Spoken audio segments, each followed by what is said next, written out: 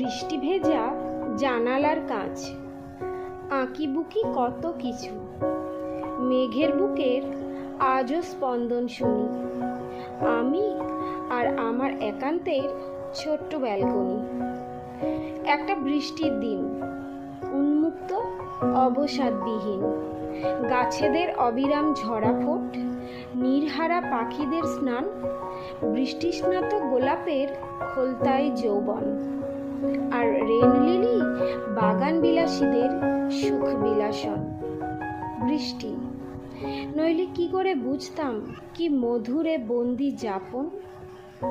একটাই বৃষ্টির দিন, একান্ত আপন, ভালোবাসাময়। একাকিত্ব আঁকড়ে ধরতে জানতে হয়, সে কি ভয়ানক সুন্দর, বর্ষার তিস্তার ন্যায়।